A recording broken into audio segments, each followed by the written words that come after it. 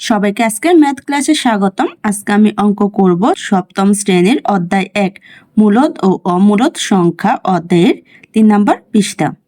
প্রথমে দেখো বলা হয়েছে এবার সারণী থেকে একক স্থানে 1 রয়েছে এমন বর্গ সংখ্যা নেই। এখানে দেখো সারণী দেওয়া হয়েছে, বর্গ সংখ্যা দেওয়া হয়েছে 1, 81, 121, 361। দেখো এখানে একক স্থানে সবগুলো কিন্তু 1 দিয়ে তৈরি করা হয়েছে। যেমন 1 তো 1ই রয়ে গিয়েছে, 81 এখানে একক স্থান কত 1, 121 একক স্থানেও 1, 361 একক স্থানেও 1 লেখা হয়েছে। তারপর দেখো সংখ্যা 1কে বর্গ করলে 1ই হয়। 81 সংখ্যা কত হচ্ছে 9, কারণ 9কে যদি 9 দিয়ে গুণ দেই 9 9 কত হয় 81 হয়। 11, 11কে যদি বর্গ করা হয় তাহলে কিন্তু 121 হবে। আবার 19কে বর্গ করা হলে 361 হবে। পাশে বলা হয়েছে কোন সংখ্যার একক স্থানে অঙ্ক 1 বা 9 হলে এর বর্গ সংখ্যার একক স্থানে অঙ্ক কত হবে। তাহলে যদি কোনো সংখ্যার একক স্থানে অঙ্ক 1 বা 9 হয় তাহলে কিন্তু এর বর্গ সংখ্যার একক স্থানীয় অঙ্ক 1 বা হবে, কারণ এখানে সারণীতে আমাদেরকে দেখে দেওয়া হয়েছে যদি আমরা একক স্থান 1 করে নিই তাহলে বর্গ সংখ্যার প্রত্যেকটার একক স্থানে কিন্তু একই হবে। একইভাবে বর্গ সংখ্যা নিচে দেওয়া হয়েছে। দেখো বর্গ সংখ্যা হচ্ছে 9, এর সংখ্যা হচ্ছে 3, 3কে 3 দিয়ে বর্গ করলে 9 হয়। তারপরে বর্গ সংখ্যা 49 দেওয়া হয়েছে, এর সংখ্যা হচ্ছে 7, 7কে 7 দিয়ে গুণ দিলে বা 7কে বর্গ করলে 49 হয়। তারপরে বর্গ সংখ্যা দেওয়া হয়েছে 169, যার সংখ্যা হচ্ছে 13, 13কে যদি বর্গ করা হয় বা 13কে যদি 13 দিয়ে গুণ দেওয়া হয় তাহলে কত হবে 169। পাশে বলা হয়েছে কোন সংখ্যার একক স্থানে অঙ্ক 3 বা 7 হলে এর বর্গ সংখ্যার একক স্থানে অঙ্ক কত হবে। তাহলে আমরা বলতে পারি যে কোন সংখ্যার একক স্থানে অঙ্ক 3 বা 7 হলে এর বর্গ সংখ্যার একক স্থানে অঙ্ক কিন্তু 9 হবে, কারণ এখানে দেখো আমাদেরকে বর্গ সংখ্যা দেওয়া হয়েছে এবং সংখ্যা দেওয়া হয়েছে, সংখ্যার স্থানীয় মান হচ্ছে 3, 7, 3। তাহলে বর্গ সংখ্যা একক স্থানীয় মান কত 9, 9, 9। তাহলে আমরা বলতে পারি কোন সংখ্যার একক স্থানে অঙ্ক 3 বা 7 হলে এর বর্গ সংখ্যার একক স্থানে 9 হবে। আমি নিচে লিখে দিয়েছি যে খালি ঘরে এখানে কত হবে আমার 9 হবে। তারপরে বলা হয়েছে এবং বর্গ সংখ্যা 16 দেওয়া হয়েছে। সংখ্যা 4, 4কে বর্গ করলে বর্গ সংখ্যা কত 16। তারপরে বর্গ সংখ্যা 36, সংখ্যা হচ্ছে কত 6, 6কে যদি বর্গ করা হয় তাহলে বর্গ সংখ্যা কত 36। তারপরে দেওয়া হয়েছে 196, যার সংখ্যা হচ্ছে 14, 14কে যদি বর্গ করা হয় তাহলে কত হবে 196। তারপর দেওয়া হয়েছে 256, যার সংখ্যা হচ্ছে 16, 16কে যদি বর্গ করা হয় তাহলে কত হবে 256। পাশে বলা হয়েছে কোন সংখ্যার একক স্থানে অঙ্ক 4 বা 6 হলে এর বর্গ সংখ্যার একক স্থানে কত হবে। তাহলে দেখো আমাদেরকে পাশে কিন্তু সারণীতে দিয়ে দেওয়া হয়েছে সংখ্যা কত একক স্থানে 4, 6, 4, 4, 6 করে। তাহলে একক স্থানের সংখ্যা কত হবে আমার 4, 6। যদি 4, 6 করে একক স্থানের সংখ্যা হয় তাহলে বর্গ স্থানের সংখ্যাগুলো দেওয়া হয়েছে। বর্গ সংখ্যা দেখো এখানে সবগুলো একক স্থান কিন্তু 6। তাহলে আমরা বলতে পারি কোন সংখ্যার একক স্থানে অঙ্ক 4 বা 6 হলে এর বর্গ সংখ্যার একক স্থানে 6 থাকবে। আমি নিচে লিখে দিয়েছি যে 6 হবে। নিচে বলা হয়েছে যে সংখ্যার সর্বদান দিকের অঙ্ক অর্থাৎ একক স্থানে অঙ্ক 2 বা 3 বা 7 বা 8 তা পূর্ণবর্গ নয়। তারপরে বলা হয়েছে যে সংখ্যার শেষে বিজোড় সংখ্যক শূন্য থাকে ওই সংখ্যা পূর্ণবর্গ নয়। তারপরে বলা হয়েছে একক স্থানে অঙ্ক 1 বা 4 বা 5 বা 6 বা 9 হলে ওই সংখ্যা পূর্ণবর্গ হতে পারে, যেমন 81, 64, 25, 36, 49 ইত্যাদি বর্গ সংখ্যা। তারপরে বলা হয়েছে আবার সংখ্যার ডান দিকে জোড় সংখ্যক শূন্য থাকলে ওই সংখ্যা পূর্ণবর্গ হতে পারে, যেমন 100, 4900 ইত্যাদি বর্গ সংখ্যা। তাহলে এখানে আমাদের 4টা পয়েন্ট দেওয়া হয়েছে। প্রথম 2টা পয়েন্টে আমরা জানতে পারি যে একক স্থানে অঙ্কে 2, 3, 7 বা 8 যদি সংখ্যা থাকে তাহলে ওই সংখ্যা কিন্তু পূর্ণবর্গ সংখ্যা নয়। আবার যদি সংখ্যার শেষে বিজোড় সংখ্যক শূন্য থাকে তাহলে কিন্তু ওই সংখ্যা পূর্ণবর্গ সংখ্যা হবে না। আর নিচে 2টা পয়েন্টে বলা হয়েছে যদি কোনো অঙ্কের একক স্থানে 1, 4, 5, 6, 9 থাকে তাহলে কিন্তু ওই সংখ্যা পূর্ণবর্গ হতে পারে। তারপরে বলা হয়েছে সংখ্যার ডান দিকে জোড় সংখ্যক শূন্য থাকলে মানে সংখ্যার ডান দিক থেকে যদি দুইটা করে শূন্য থাকে তাহলে ওই সংখ্যা পূর্ণবর্গ হতে পারে। এর মাধ্যমে আমরা কোন সংখ্যাগুলো পূর্ণবর্গ সংখ্যা নয় এবং কোন সংখ্যাগুলো পূর্ণবর্গ হতে পারে তা জানতে পেরেছি। নিচে দেখো ছকের মধ্যে বলা হয়েছে কাজ একে বলা হয়েছে সারণী থেকে বর্গ সংখ্যার একক স্থানে 4 রয়েছে এরূপ সংখ্যার জন্য নিয়ম তৈরি করি। তাহলে দেখো আমাদেরকে বলা হয়েছে সারণী থেকে বর্গ সংখ্যার একক স্থানে 4 রয়েছে এরূপ সংখ্যার জন্য নিয়ম তৈরি করি। তাহলে এটা হচ্ছে আমাদের সারণী। এই যে বর্গ সংখ্যার এই যেখানে 6 হচ্ছে একক সংখ্যা, এখানে আমাদের কত হতে হবে 4। আমাদেরকে বলা হয়েছে বর্গ সংখ্যা এখানে 4 হবে, এর জন্য আমরা নিয়ম তৈরি করতে। তার জন্য দেখো এখানে 3 নম্বর পয়েন্টে বলা হয়েছে একক স্থানে অঙ্ক 1 বা 4 বা 5 বা 6 বা 9 হলে ওই সংখ্যা পূর্ণবর্গ হতে পারে। মানে হচ্ছে বর্গ সংখ্যার যদি একক স্থানে অঙ্কে 1 4 5 6 9 থাকে তাহলে কিন্তু পূর্ণবর্গ সংখ্যা হবে। তাহলে আমরা কি করতে পারি, কাজ 1 সারণী থেকে বর্গ সংখ্যার একক স্থানে 4 রয়েছে এরূপ সংখ্যার জন্য নিয়ম তৈরি করতে পারি। এই নিয়মটা আমাদের এখানে যে পয়েন্ট 3 নাম্বার আছে সেই 3 নাম্বারকে আমরা নিয়ম হিসেবে ধরে নিতে পারি। কারণ এখানে কিন্তু দেখো একক স্থানে 4 এর কথা উল্লেখ করা হয়েছে, আর এখানে বলা হয়েছে একক স্থানে 4 রয়েছে এমন সংখ্যার জন্য নিয়ম কি সংখ্যা, আমার বর্গ সংখ্যা। আর এখানে যে একক স্থানে অঙ্ক 1 4 5 6 9 থাকবে এগুলা কিন্তু আমাদের দেখো বর্গ সংখ্যার একক স্থানে থাকবে। তাই আমি 1 নাম্বার কাজের জন্য এখানে পয়েন্ট 3 নাম্বার ধরে নিতে পারি বা নিয়ম তৈরি করে নিতে পারি এই পয়েন্ট 3 নাম্বারকে। তারপর দেখো 2 বলা হয়েছে নিচের সংখ্যাগুলোর বর্গ সংখ্যার একক স্থানে অঙ্কটি কত হবে। 2 বলা হয়েছে নিচের সংখ্যাগুলোর বর্গ সংখ্যার একক স্থানে অঙ্কটি কত হবে। তাহলে এখানে আমাদেরকে সংখ্যা দেওয়া হয়েছে, বলা হয়েছে এই সংখ্যাগুলোর বর্গ সংখ্যার একক স্থানে অঙ্ক কত। দেখো আমরা জানি বর্গ বলতে কি বোঝায়, যে সংখ্যা দেওয়া হবে ওই সংখ্যাকে কিন্তু আমরা ওই সংখ্যা দিয়ে গুণ দিব। এখানে দেখো একক স্থানে অঙ্ক কত 3। যদি আমরা 3 কে বর্গ করি তার মানে হচ্ছে কি 3 কে আমি 3 দিয়ে গুণ দিব। 3 কে 3 দিয়ে গুণ দিলে কত হবে 3 3 9। তাহলে 1273 এর বর্গ সংখ্যার একক স্থানে অঙ্ক কত হবে আমাদের 9। আমরা এইভাবে কিন্তু প্রত্যেকটা সংখ্যার বর্গ স্থানে অঙ্ক বের করে নিতে পারি। কারণ এখানে কিন্তু প্রত্যেকটা সংখ্যা আমাদের আলাদা আলাদা ভাবে যদি আমরা বর্গ করে যোগ করে নেই তাহলে এটা সম্পূর্ণ যে বর্গ সংখ্যা আছে তা কিন্তু পেয়ে যাব। আমরা পুরো সংখ্যা বর্গ করব না, কারণ আমাদেরকে শুধু বলা হয়েছিল একক স্থানে অঙ্কটি কত হবে তা বের করার জন্য। তোমরা যদি চাও তাহলে কিন্তু পুরো সংখ্যা বর্গ করে নিতে পারো। 1273 কে 1273 দিয়ে গুণ দিবে তাহলে তোমাদের সম্পূর্ণ বর্গ বের হয়ে যাবে। আর দেখবে যে একক স্থানে অঙ্ক কিন্তু আমার 9 হবে। এখানে যেহেতু শুধু একক স্থানে অঙ্কটি কত হবে তা বের করতে বলা হয়েছে, এজন্য আমি সবগুলো সংখ্যার একক স্থানে অঙ্ক শুধু দেখিয়ে দিব। তারপর দেওয়া হয়েছে 1426 এর একক স্থানে অঙ্ক কত 6। তাহলে আমি যদি 6 কে 6 দিয়ে গুণ দেই, কারণ বর্গ বলতে কি বোঝায়, যে সংখ্যার বর্গ করব ওই সংখ্যাকে ওই সংখ্যা দিয়ে গুণ দেব। তাহলে দেখো 6 কে 6 দিয়ে গুণ দিলে কত হবে 6 6 36। তাহলে এই 36 একক স্থানে অঙ্ক কত 6। তার মানে হচ্ছে 1426 এর বর্গ সংখ্যক একক স্থানে অঙ্ক হচ্ছে কত 6। তারপর দেওয়া আছে 13645 এর একক স্থানে অঙ্ক কত 5। তাহলে আমি যদি 5 কে 5 দিয়ে গুণ দিব, কারণ 5 কে 5 দিয়ে গুণ দিলে 5 এর বর্গ হবে 5 5 কত 25। তাহলে এর বর্গ সংখ্যা কত হচ্ছে 5। একক স্থানের মান কত হচ্ছে আমার 5। তার মানে হচ্ছে 13645 বর্গ সংখ্যার একক স্থানে অঙ্কটি কত হবে আমাদের 5 হবে। তারপর দেওয়া হয়েছে 98,76,474 এর একক স্থানে অঙ্ক বের করব। তাহলে একক স্থানে অঙ্ক কত দেওয়া আছে 4। আমি তাহলে কি করব 4 কে বর্গ করব। 4 কে বর্গ করব মানে হচ্ছে 4 কে আমি 4 দিয়ে গুণ দিব। 4 কে 4 দিয়ে গুণ দিলে কত হবে 4 4 16। 16 এর একক স্থানে মান কত 6। তাহলে 98,76,474 বর্গ সংখ্যার একক স্থানে অঙ্কটি কত হবে আমাদের 6। তারপর হচ্ছে 99,580।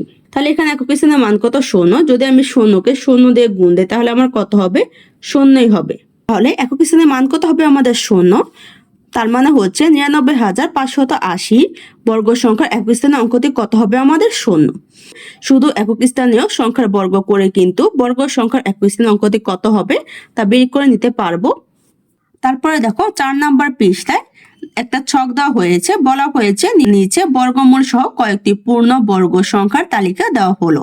তালিকা দেওয়া হয়েছে বর্গ সংখ্যা বর্গমূল। তাহলে দেখো প্রথম তালিকায় বর্গমূল বলতে কি বোঝে? আমরা যে সংখ্যাকে বর্গ করব ওই সংখ্যা হচ্ছে বর্গমূল। আর বর্গ করার ফলে আমাদের যে মান বের হবে তা হচ্ছে কি আমাদের বর্গ সংখ্যা। তাহলে বর্গমূল এখানে 1 দেওয়া আছে, 1কে যদি 1 দিয়ে গুণ দেই তাহলে কিন্তু 1 হবে। বর্গমূল 2 দেওয়া আছে, 2কে যদি আমি 2 দিয়ে গুণ দেই বা 2কে যদি বর্গ করি তাহলে কত হবে আমার 4। কারণ আমরা জানি বর্গ বলতে বোঝে আমরা যে সংখ্যা বর্গ বের করব ওই সংখ্যাকে ওই সংখ্যা দিয়ে গুণ দিব। তাহলে 2কে 2 দিয়ে গুণ দিলে কত হবে আমাদের 4। তারপরে বর্গমূল দেওয়া আছে 3, 3কে 3 দিয়ে গুণ দিলে কত হবে বর্গ সংখ্যা 9। 4কে 4 দিয়ে গুণ দিলে কত হবে 16 বর্গ সংখ্যা। 5কে 5 দিয়ে গুণ দিলে 25 হবে বর্গ সংখ্যা। 6কে 6 দিয়ে গুণ দিলে 36 হবে কি আমার 6 বর্গ সংখ্যা। 7কে 7 দিয়ে গুণ দিলে 49 হবে 7 বর্গ সংখ্যা। 8কে 8 দিয়ে গুণ দিলে 64 হবে 8 বর্গ সংখ্যা। 9কে 9 দিয়ে গুণ দিলে 81 হবে 9 বর্গ সংখ্যা। 10কে 10 দিয়ে গুণ দিলে 100 হবে কি আমার 10 বর্গ সংখ্যা। 11কে 11 দিয়ে গুণ দিলে 121 হবে আমার 11 বর্গ সংখ্যা। 12কে 12 দিয়ে গুণ দিলে 144 হবে 12 বর্গ সংখ্যা। 13কে 13 দিয়ে গুণ দিলে 169 হবে 13 বর্গ সংখ্যা। 14কে 14 দিয়ে গুণ দিলে 196 হবে 14 বর্গ সংখ্যা। 15কে 15 দিয়ে গুণ দিলে 225 হবে 15 বর্গ সংখ্যা। 16কে 16 দিয়ে গুণ দিলে 256 হবে 16 বর্গ সংখ্যা। 17কে যদি 17 দিয়ে গুণ দেয় তাহলে 289 হবে 17 বর্গ সংখ্যা। 18কে 18 দিয়ে গুণ দিলে 324 হবে 18 বর্গ সংখ্যা। 19কে 19 দিয়ে গুণ দিলে 361 হবে 19 বর্গ সংখ্যা। 20কে 20 দিয়ে গুণ দিলে 400 হবে 20 বর্গ সংখ্যা। 21কে 21 দিয়ে গুণ দিলে 441 হবে 21 বর্গ সংখ্যা। তাহলে এখানে আমরা বর্গমূল 1 থেকে 21 পর্যন্ত বর্গ সংখ্যা জানতে পেরেছি। নিচে বলা হয়েছে বর্গমূলের চিহ্ন। বর্গমূল প্রকাশের জন্য চিহ্ন ব্যবহৃত হয়। 25 বর্গমূল বোঝাতে লিখতে হয় বর্গমূল 25। আমরা জানি 5 গুণ 5 সমান হচ্ছে 25, কাজেই 25 বর্গমূল কত আমাদের 5। এখানে দেখো বক্সের মধ্যে কাজ দেওয়া হয়েছে কয়েকটি বর্গ সংখ্যার বর্গমূলের তালিকা তৈরি করো। তাহলে তোমরা কি করতে পারো, উপরে দেখো আমাদের বর্গ সংখ্যার এবং বর্গমূলের তালিকা দেওয়া হয়েছে। তোমরা যদি চাও এখানে 1 থেকে 21 পর্যন্ত বর্গমূল ও বর্গ সংখ্যা লিখতে পারো বা ইচ্ছে করলে তার বেশিও লিখে দিতে পারো, সমস্যা নেই। তারপরে বলা হয়েছে মৌলিক গুণনীয়কের সাহায্যে বর্গমূল নির্ণয়। 16কে মৌলিক গুণনীয়কে বিশ্লেষণ করে পাই। এখানে মৌলিক গুণনীয়ক হচ্ছে 16কে আমরা যত সম্ভব ছোট সংখ্যা নিব। তাহলে এখানে দেখো 16 মৌলিক সংখ্যা ভাঙানো হয়েছে কত, 16কে প্রত্যেকবার 2 দিয়ে করে ভাঙানো হয়েছে। তাহলে 16 সমান হচ্ছে 2 গুণ 2 গুণ 2 গুণ 2 সমান হচ্ছে প্রথম ব্রেকেট 2 গুণ 2 প্রথম ব্রেকেট শেষ গুণ প্রথম ব্রেকেট 2 গুণ 2। প্রতি জোড়া থেকে একটি করে গুণনীয়ক নিয়ে পাই। প্রত্যেক জোড়া থেকে একটি করে গুণনীয়ক নিয়েছে। তাহলে নিলে কত হয় 2 গুণ 2, 2 এর সাথে 2 গুণ দিলে কত হয় আমার 4।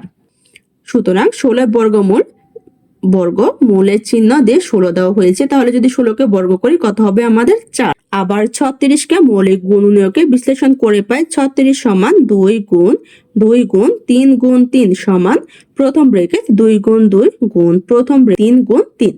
প্রতি জোড়া থেকে একটি করে গুণনীয়ক নিয়ে পাই। 2 গুণ 3 সমান হচ্ছে 6। এখানে আমরা যদি জোড়া তৈরি করি তাহলে কিন্তু আমাদেরকে একই সংখ্যা দিয়ে জোড়া তৈরি করতে হবে। যেমন এখানে দেখো 2 গুণ 2, এখানে জোড়া তৈরি করা হয়েছে 2 এর। তারপরে 3 গুণ 3, 3 দিয়ে জোড়া তৈরি করা হয়েছে। তোমরা কিন্তু চাইলে 2 অথবা 3 দিয়ে জোড়া তৈরি করতে পারবে না, মানে যে সংখ্যা তৈরি করতে হবে সংখ্যাগুলো একই সংখ্যা হতে হবে। তাহলে এখানে জোড়া তৈরি করা হয়েছে 2 গুণ 3, 2কে 3 দিয়ে গুণ দিলে কত হয় 6। 36 বর্গমূল সমান হচ্ছে বর্গমূলের চিহ্ন দিয়ে 36 দেওয়া হয়েছে। তাহলে 36কে বর্গ করলে কত হয় আমার 6। নিচে বলা হয়েছে লক্ষ্য করি মৌলিক গুণনীয়কের সাহায্যে কোন পূর্ণ বর্গ সংখ্যার বর্গমূল নির্ণয় করা যায়। প্রথমে প্রদত্ত সংখ্যা থেকে মৌলিক গুণনীয়কে বিশ্লেষণ করতে হবে। প্রতি জোড়া একটি গুণনীয়ককে একসাথে পাশাপাশি লিখতে হবে। প্রতি জোড়া এক জাতীয় গুণনীয়কের পরিবর্তে একটি গুণনীয়ক নিয়ে লিখতে হবে। প্রাপ্ত গুণনীয়কগুলো ধারাবাহিকভাবে গুণফল হবে নির্ণয় বর্গমূল। তাহলে এখানে আমরা কিভাবে মৌলিক গুণনীয়ক বিশ্লেষণ করে বর্গমূল বের করব তার ধাপগুলো বর্ণনা করা হয়েছে। আর উদাহরণগুলো থেকে আমরা জানতে পেরেছি বা শিখতে পেরেছি যে আমরা কিভাবে মৌলিক গুণনীয়ক থেকে বর্গমূল নির্ণয় করব। 5 নাম্বার পৃষ্ঠায় দেখো উদাহরণ 1 দেওয়া হয়েছে 3136 বর্গমূল কত।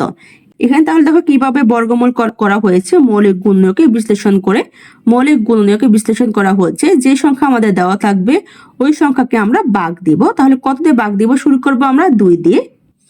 2 দিয়ে ভাগ করব, বা তোমরা বলতে পারো আমরা যে সংখ্যাকে মৌলিকভাবে বিশ্লেষণ করব এই সংখ্যাগুলো যত সম্ভব সবচেয়ে ছোট সংখ্যা হতে হবে, তাহলে কিন্তু আমাদের বর্গমূল নির্ণয় করতে পারবো। এখানে দেখো 3136কে প্রথমে 2 দিয়ে ভাগ দেওয়া হয়েছে, কারণ 1 দিয়ে ভাগ দেওয়া যাবে না। 1 দিয়ে ভাগ দিলে আমাদের যে সংখ্যা আছে ওই সংখ্যাই হবে, তাই 2 দিয়ে শুরু করেছি। 2 দিয়ে ভাগ দিলে কত হয়েছে? 1568। তারপর আবার 1568কে 2 দিয়ে ভাগ দেওয়া হয়েছে, 7 হয়েছে 784। 784কে 2 দিয়ে ভাগ দেওয়া হয়েছে, তাহলে কত হয়? 392।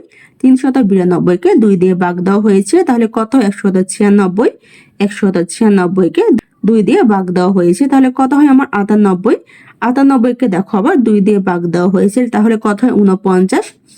এখন কিন্তু 49কে আর কিন্তু 2 দিয়ে ভাগ দেওয়া যাবে না, কারণ 4কে কিন্তু 2 দিয়ে ভাগ দেওয়া যাবে, কিন্তু 9কে কিন্তু যাবে না 2 দিয়ে ভাগ। এই জন্য কি করা হয়েছে?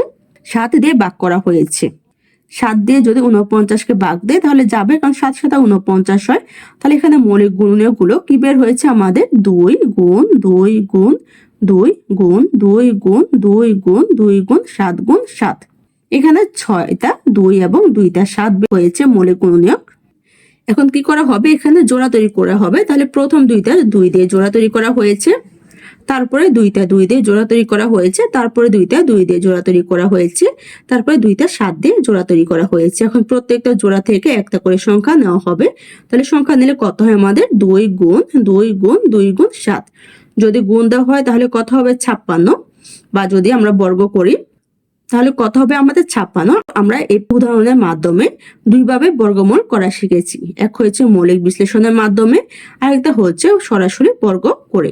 নিচে দেখো বক্সের মধ্যে একটা কাজ দেওয়া হয়েছে, বলা হয়েছে গুণনীয়কের সাহায্যে 1024 এবং 1849 এর বর্গমূল নির্ণয় করো। তাহলে এখন আমি তোমাদেরকে 1024 এবং 1849 এর বর্গমূল করে দেখিয়ে দিব। আমি লিখে ফেলেছি 1024। তাহলে কি করব? আমি বর্গমূল বের করব। 1 থেকে 9 পর্যন্ত সংখ্যার সব থেকে ছোট সংখ্যা হচ্ছে 2, কারণ 1 দিয়ে যদি আমি 1024কে ভাগ দেই আমার কিন্তু 1024 হবে, তাই আমি 1 নিব না, আমি 2 থেকে শুরু করব। তাহলে এখন আমি কি করব? 1024কে 2 দিয়ে ভাগ দিব। 1024কে 2 দিয়ে ভাগ দিলে আমাদের কত হবে? 512। এখন আমি লিখবো ভাগ 2। এখন আমি 512কে 2 দিয়ে ভাগ দিব, তাহলে আমার কত হবে? 256। এখন আমি 256কে আবার 2 দিয়ে ভাগ দিব। 256কে 2 দিয়ে ভাগ দিলে কত হবে আমার? 128। এখন আমি 128কে আবার 2 দিয়ে ভাগ দিব, তাহলে 2 দিয়ে ভাগ দিলে আমার কত হয়? 64। এখন আমি 64কে আবার 2 দিয়ে ভাগ দিব, তাহলে ভাগ দিলে কত হয় আমার? 32। এখন আমি 32কে আবার 2 দিয়ে ভাগ দিব, কত হবে আমার? 16। 16 দুগুণে 32। এখন আমি 16কে আবার 2 দিয়ে ভাগ দিব, তাহলে কত হবে আমার? 8 দুগুণে 16। 8 হবে। এখন আমি 8কে আবার 2 দিয়ে ভাগ দিব, 4 দুগুণে 8। 4কে আবার 2 দিয়ে ভাগ দিব, 4 এর মধ্যে আমার 2 কয়বার যাবে? 2 বার যাবে, 2 দুগুণে 4। আমার 10টা 2 লেখা শেষ। এখন আমি কি করব? জোড়া তৈরি করে নিব। তাহলে আমি প্রথম 2টা 2কে একসাথে জোড়া তৈরি করে নিব, তারপরে আবার মাঝখানে গুণ চিহ্ন দিয়ে 2টা 2কে একসাথে জোড়া তৈরি করে নেব, আবার গুণ চিহ্ন দিয়ে 2টা 2কে একসাথে জোড়া করে নেব, তারপর আবার গুণ চিহ্ন দিয়ে 2টা 2কে একসাথে জোড়া করে নেব, তারপর আবার গুণ চিহ্ন দিয়ে 2টা 2কে একসাথে জোড়া করে নেব। তাহলে আমার কয়টা জোড়া হয়েছে? 5টা জোড়া। আমি কিন্তু এখানে 2টা করে 2 নিয়েছি, যেহেতু 10টা 2 আছে তাই জোড়া হয়েছে আমার 5টা। এখন আমার এখানে 5টা জোড়া, আমি প্রত্যেকটা জোড়া থেকে একটা করে 2 নিয়ে নেব। তাহলে কয়টা 2 হবে আমার? 5টা 2। এখানে আমি 5টা 2 গুণ চিহ্ন দিয়ে লিখে ফেলবো। আমি 5টা 2 লিখে ফেলেছি। এখন কি করব? আমি এই 2 গুলো গুণ দিয়ে গুণফল বের করে নিব। তাহলে গুণ দিলে আমার কত হবে? 32। এখন আমি লিখে ফেলবো, সুতরাং 1024 সমান বর্গমূলের চিহ্ন দিব, তারপর লিখবো 1024 সমান হচ্ছে কত আমার? 32। তাহলে 1024 বর্গমূল কত? 32। দেখো আমি লিখে ফেলেছি 1849কে যদি আমি 2 দিয়ে বর্গমূল করি, মানে 2 দিয়ে ভাগ দিই, তাহলে কিন্তু আমার ভাগ যাবে না। কারণ দেখো আমি যদি এটাকে 2 দিয়ে ভাগ দিয়ে নেই, 1849। 2 এখানে একটা সংখ্যা, এখানে একটা সংখ্যা নিলে 1 হবে, 2 এর থেকে ছোট যাবে না, তাহলে আরেকটা সংখ্যা নিব, নিলে কত হবে? 18। এখন দেখবো 2 আমার 18 এর মধ্যে কয়বার যায়। আমি যদি 9 বার নেই, 9 দুগুণে কত? 18। 18 থেকে 18 গেলে 0, তাহলে উপরে আছে 4 নামাবো। এখন দেখবো 4-এর মধ্যে 2 কয়বার আছে। 4-এর মধ্যে 2 কয়বার যাবে আমার 2বার। 2বার গেলে কত হবে? 2 দুগুণে 4। এখন আমি 4 থেকে 4 বিয়োগ দিব, তাহলে কত হবে? 0। প্রথম 0 দাম নেই, তাহলে লেখা লাগবে না। এখন 0 আমার কিন্তু 2 এর মধ্যে যাবে না, তাহলে কি করতে হবে? উপর থেকে একটা সংখ্যা 9 নামাতে হবে। তাহলে কত হবে? এখানে 9। এখন দেখবো 2 আমার 9 এর মধ্যে কয়বার যায়? কয়বার যাবে আমার? 4 দুগুণে 8। কয়বার যাবে আমার? 4 বার। 4 বার গেলে কত হবে? এখানে 8। এখন আমি 9 থেকে 8 বিয়োগ দিব। 9 থেকে 8 বিয়োগ দিলে কত হয় আমার? 1। তাহলে দেখো এখানে আমার ভাগফল কত? 924। ভাগশেষ কিন্তু 1 রয়ে গিয়েছে। যেহেতু এখানে আমার ভাগশেষ রয়ে গিয়েছে, তাই 2 দিয়ে ভাগ দেওয়া যাবে না। আর এখানে দেখো সর্বশেষ সংখ্যা কত আছে আমার? 9। আমরা জানি 9 এর বর্গমূলের সংখ্যা কত হচ্ছে? 3। তাহলে আমার এমন একটা সংখ্যা নিতে হবে যার একক স্থানে অঙ্ক কত হবে? 3। তাহলে আমি 1849কে 43 দিয়ে ভাগ দিব। কারণ 43-এর এখানে প্রথম সংখ্যা কত? 3। 43 দিয়ে ভাগ দিলে আমার কত হবে? 1849-এর মধ্যে 43 হবে। তাহলে এখানে আমার গুণনীয়ক বিশ্লেষণ করা শেষ। এখন আমি লিখব 1849 সমান হচ্ছে, এখানে 43 আমার কয়টা? 2টা, তাহলে এখানে আমি 2টা 43 লিখে ফেলবো। এখন জোড়া তৈরি করব। এই 2তেই কিন্তু আমার একটা জোড়া, কারণ এখানে যে 2টা আছে এটা একটাই জোড়া হয়ে গিয়েছে। এখন 2টা জোড়া থেকে আমি একটা জোড়া কমন নিয়ে নিব। তাহলে একটা নিলে কত হয় আমার? 43। তাহলে লিখে ফেলবো সুতরাং 1849 সমান বর্গমূল চিহ্ন দিব 1849 সমান হচ্ছে কত? 43। তাহলে 1849-এর বর্গমূল কত? 43। আজকের ক্লাসটি এখানে শেষ। সবাইকে দেখার জন্য ধন্যবাদ। যদি আমার ক্লাসটি তোমাদের কাছে ভালো লেগে থাকে একটা সাবস্ক্রাইব করে দিও। ধন্যবাদ।